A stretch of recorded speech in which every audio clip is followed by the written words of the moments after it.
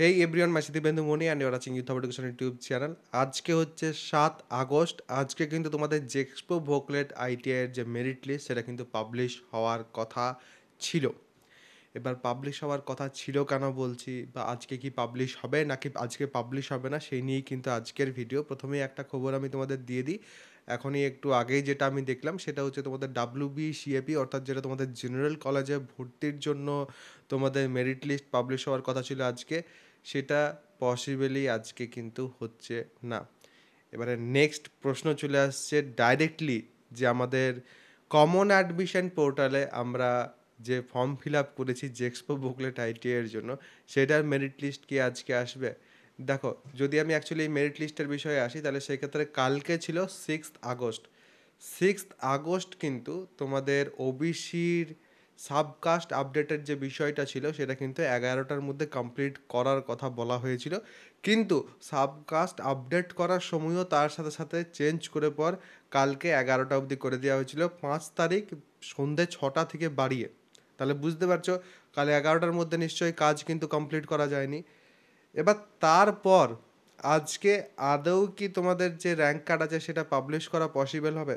যদি পাবলিশ করা পসিবল হয় তাহলে সেক্ষেত্রে আগের মতো হয়তো আমরা দেখতে পারি যে তোমাদের রাত্রেবেলা 10টা 12টা করে কিন্তু তোমাদের র্যাঙ্ক কার্ড পাবলিশ হচ্ছে।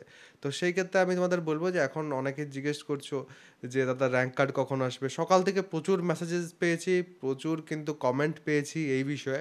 তো অবশ্যই একটু ওয়েট করতে হবে।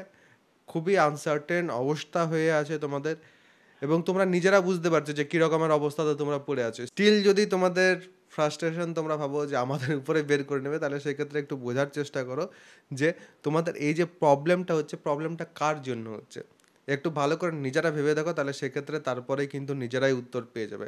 আমরা ইনফরমেশনগুলো দিয়ে দিচ্ছি যাতে কারোর ফ্রাস্ট্রেশন না হয়, সেই জন্যই। এবং আজকে যদি না আসে তাহলে সেক্ষেত্রে কবে আসবে? নেক্সট আইদার তারা ডেট দেবে বা কালকে আসবে, এটা আমাদের ধরতে হবে নেক্সট। তো এটা একটু ভালো করে বোঝো যে কি হচ্ছে এই মুহূর্তে দাঁড়িয়ে। হড়বড়িয়ে সব কিছু নিজেদেরকেও করতে হবে। এরপর এই যে র্যাঙ্ক কার্ড পাবলিশ হবে, শুধু যে র্যাঙ্ক কার্ড পাবলিশ হলেই তোমরা ভর্তি হয়ে যাবে তা তো নয়। র্যাঙ্ক কার্ড পাবলিশ হওয়ার পর প্রপারলি তোমাদের কাউন্সেলিং করতে হবে। প্রপারলি কাউন্সেলিংয়ের মধ্যে প্রপারলি তোমাদের চয়েস ফিলিং আছে, কাট অফ অ্যানালিসিস আছে। তার সাথে সাথে তোমরা যখন কাউন্সেলিং করবে তখন কিন্তু তোমাদের সিট অ্যালটমেন্ট আসবে। যদি সিট অ্যালটমেন্ট আসে তারপর আবার ডিসাইড করতে হবে যে সিট অ্যালটমেন্ট যেটা এসছে সেখানে ভর্তি হবো নাকি আবার আপগ্রেডেশন করবো, এরকম আর অনেক কিছু আছে। তারপরে তোমাদের ডকুমেন্ট সেট যেটা সেটা রেডি করে রাখতে হবে।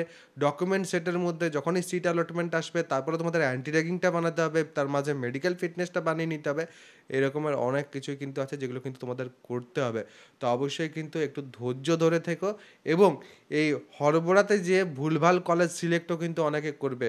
ব্রাঞ্চ সিলেকশনের ক্ষেত্রে যেমন অনেকের সমস্যা হচ্ছে, তো সেই কারণে আমি বলেছিলাম আমার পেড কাউন্সেলিং হেল্পের যে কোর্স আছে সেখানে তোমরা যেতে পারো। হ্যাঁ, ফ্রি কিন্তু নয়, সেটা ফ্রি নয়, বাট আমি নিজের টাইম ইনভেস্ট করেছি সেখানে। তোমরা ইনফরমেশন যেগুলো পাবে সেগুলো কিন্তু, আমি লাস্ট বছরেরও কথা বলেছি, 923 জন স্টুডেন্ট কিন্তু সেখানে ছিল এবং তারা প্রত্যেকে কিন্তু সেখান থেকে সাহায্য পেয়েছে।